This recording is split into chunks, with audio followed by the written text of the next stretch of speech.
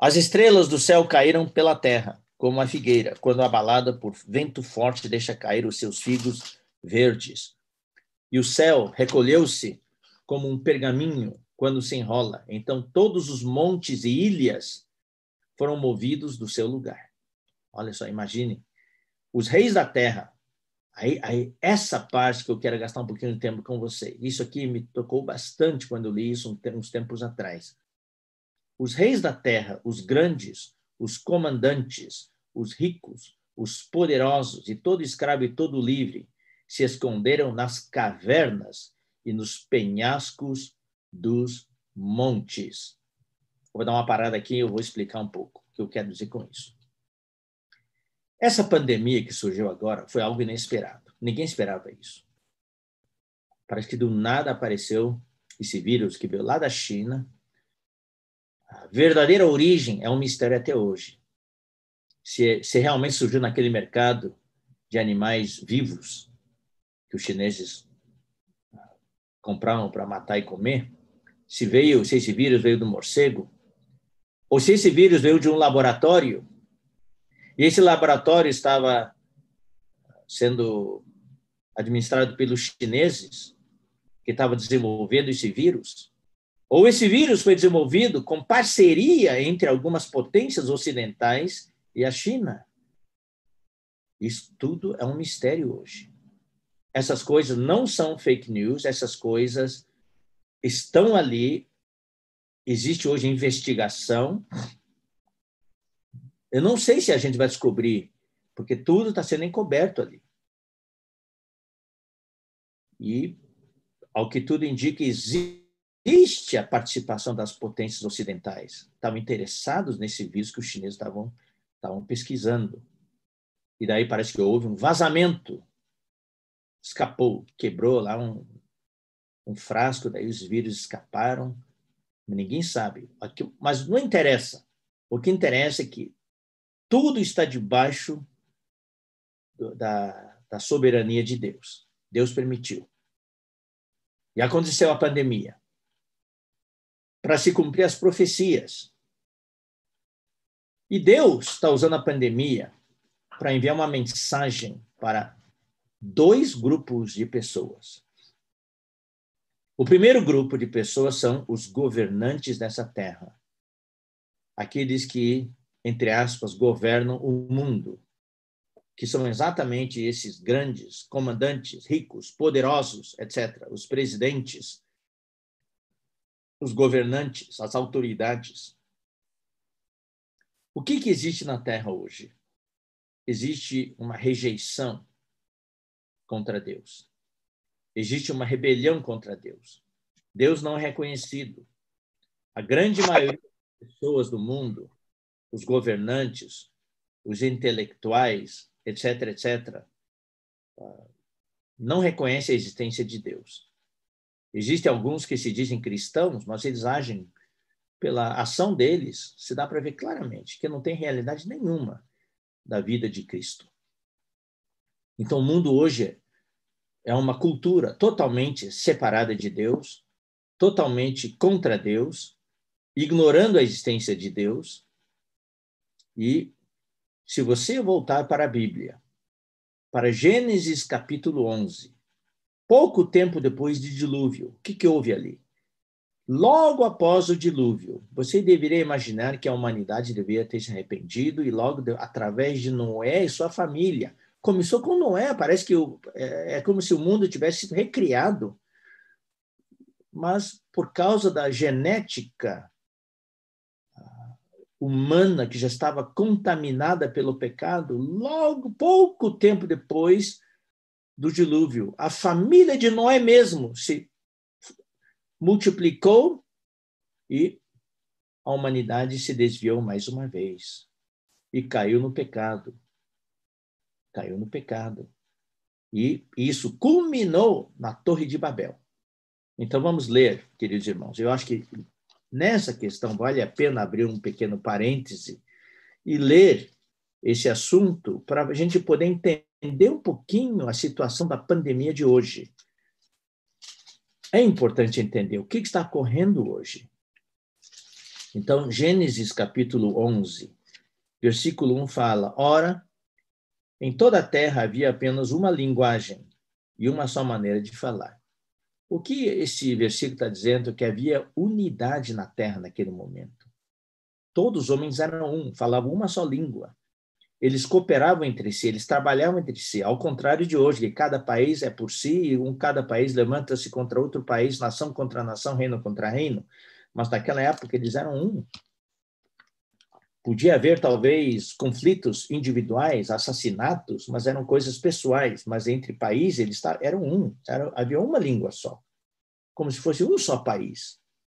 Sucedeu que, partindo eles do Oriente, deram com uma planície na terra de Sinai, e habitaram ali.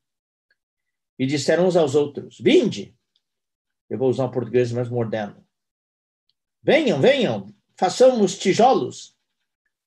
Vamos queimar bem esses tijolos. Então, eles fizeram fornos para queimar os tijolos, né? Como existe aí perto do Rio Claro, Santa Gertrude, né? Você vai lá, você precisa comprar tijolo, comprar telha, comprar... é lá que a gente compra, tá? Então, todas aquelas cerâmicas, né? Tudo. Vinde, façamos tijolos e queimemos-los bem. Os tijolos serviram-lhes de pedra e o betume de argamassa. Esse versículo é extremamente significativo. Deus criou o mundo, Deus criou a terra, Deus criou o homem. E tudo que Deus faz não é com tijolo, é com pedra. Inclusive, no Novo Testamento fala que nós somos pedras vivas, não tijolos vivos, pedras vivas. O templo foi feito totalmente de pedra. Inclusive, Mateus 24, né? No começo, os discípulos se admiraram. Olha que essas pedras, é pedra. Deus não construi com tijolo. A construção de Deus é sempre com pedras, algo que Deus criou. Tijolo é fabricação humana, é cultura humana.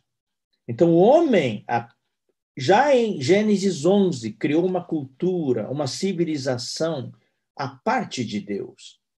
Não queria depender de Deus. O homem começou com a sua tecnologia. Sabe, irmãos, a tecnologia humana, por melhor que seja, por boa que seja, inclusive a participar dessa conferência através da tecnologia humana, nós estamos usando para as coisas de Deus. Mas se você não tomar cuidado, a tecnologia humana é para levar o homem a ficar independente de Deus, não depender mais de Deus. Então, aqui, eles construíram tijolos, fizeram tijolos para substituir as coisas naturais que Deus fez. Então, o que aconteceu? E eles fizeram também betume como argamassa, usaram betume como argamassa para poder juntar os tijolos na construção. Daí falaram: Vinde, edifiquemos para nós uma cidade, uma torre, cujo topo, né, chegue até os céus. Olha só, eles queriam chegar até os céus. E tornemos célebre o nosso nome, para que não sejamos espalhados por toda a terra. Que princípio é esse? É o princípio satânico.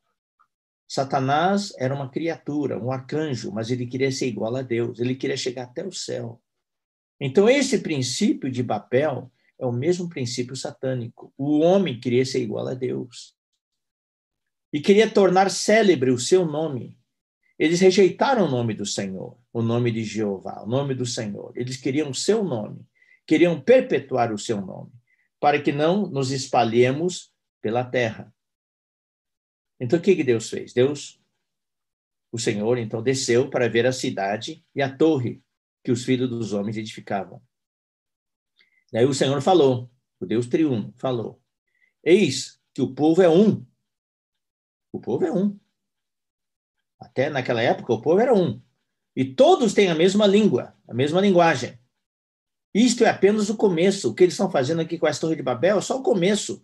Agora, não haverá restrição para tudo que intentam fazer. Ou seja, usando outra frase, não vai ter limite, porque agora ninguém vai segurar eles mais. Ninguém vai segurá-los. Começaram agora o negócio, eles vão tocar para frente, eles são um, não tem mais como segurá-los. O céu é o limite para o que eles querem fazer. Daí o que disse Deus? Vinde, façamos, desçamos e confundamos ali a sua língua, para que não entenda um ao outro a língua, para que um não entenda a língua do outro. Daí o Senhor os dispersou dali pela superfície da terra e cessaram de edificar a cidade. Daí pararam de edificar. Chamou-se-lhe por isso o nome de Babel, porque ali confundiu o Senhor a linguagem de toda a terra, e dali o Senhor os dispersou por toda a superfície dela. Foi aí que houve a divisão da humanidade.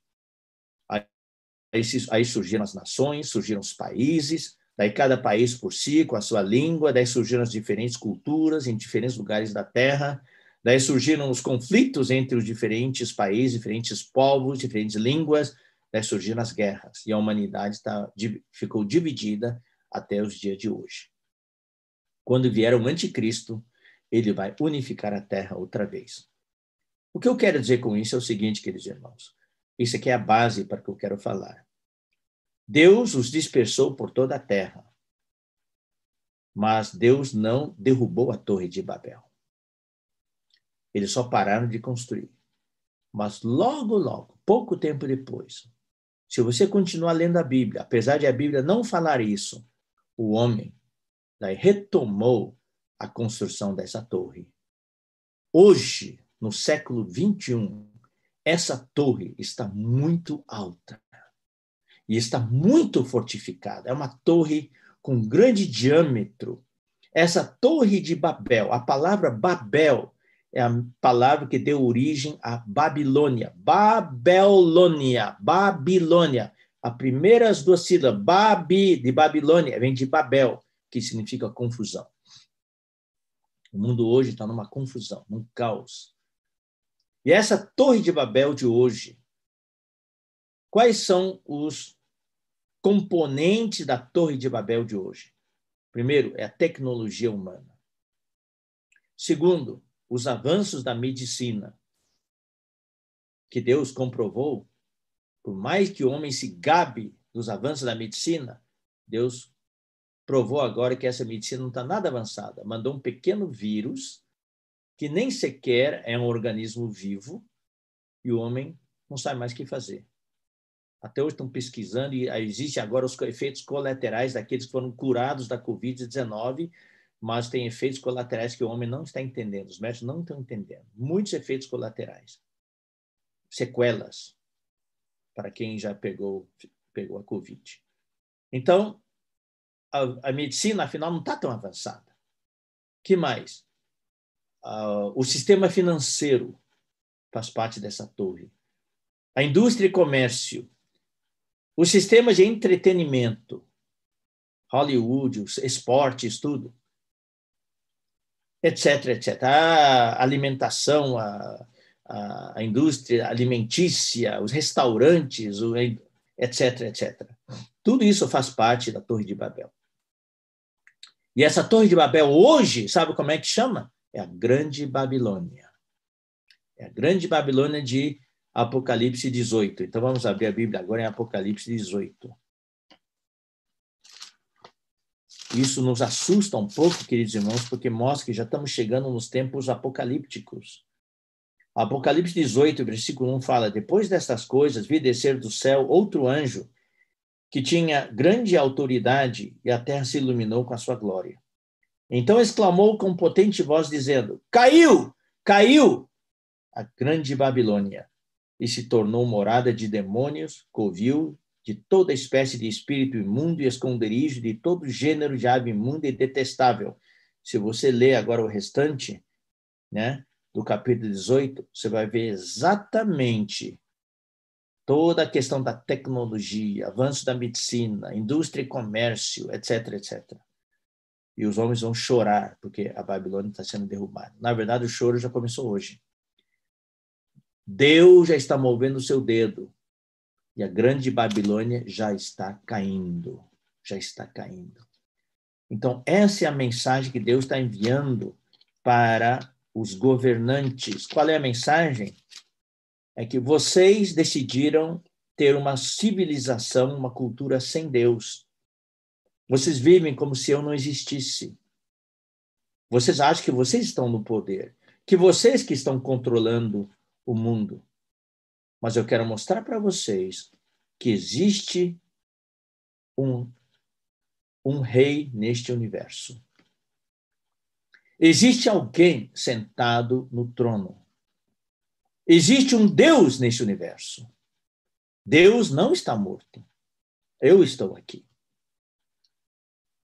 Apesar de os homens não reconhecerem, Deus está enviando essa mensagem para os governantes e também por tabela para todos os seres humanos, para dar a oportunidade para que as pessoas possam se arrepender e se voltar para Deus e receber a salvação de Deus. Então, agora, o que o capítulo 6, nesses versículos que eu li, tem a ver com isso? Hoje, versículo 15, hoje os reis da terra, os presidentes, as autoridades, os grandes, os comandantes, os ricos, poderosos, negam a existência de Deus. Rejeitam a autoridade de Deus. Dizem que Deus não existe. E usam a ciência, usam a tecnologia para substituir a Deus. Eles constroem para si prédios, edifícios. Queridos irmãos, em 2011, a derrubada das Torres Gêmeas já foi algo simbólico. As Torres Gêmeas simbolizam, de certa maneira, a Grande Babilônia. E desde então, Deus está derrubando, começando a derrubar. O homem confia nas suas edificações. O homem confia nas suas coisas. Olha só. Só que quando as catástrofes sobrenaturais de Apocalipse 6 começaram a ocorrer, os reis da terra, os grandes, os comandantes, os ricos, os poderosos, e todo escravo e todo livre se esconderam onde? Não nas suas edificações de alvenaria, não nas suas torres feitas de tijolos e de blocos e de concreto armado. Eles foram se esconder onde? Nas cavernas e nos penhascos dos montes. Voltaram para as pedras, para a criação natural. E disseram aos montes e aos rochedos, o lugar mais seguro que eles encontraram, agora eles se deram conta, não é a criação deles, a invenção deles, as construções deles, mas são as coisas que Deus criou. Daí eles vão dizer para os montes e rochedos, caí sobre nós e escondei-nos. Olha só, escondei-nos de quem? Todo esse tempo eles ignoraram, negaram a existência de Deus, rejeitaram a Deus. Mas eles vão reconhecer naquela época, escondei-nos da face de quem? Daquele que se assenta no trono. Hoje eles negam que tem alguém sentado no trono. Deus está mandando uma mensagem para eles. Tem alguém sentado no trono. Eles negam hoje. Mas naquele dia eles vão reconhecer. Tem alguém sentado no trono. Escondei-nos da face daquele que se assenta no trono. Eles vão reconhecer, mas eles não falaram que querem aceitar a Deus, querem aceitar Jesus, se arrependendo, não. Eles querem se esconder. E eles que negam a Jesus vão reconhecer que existe um cordeiro e que o cordeiro está irado. Escondei-nos da ira do cordeiro, porque chegou o grande dia da ira deles. E quem que pode suster-se?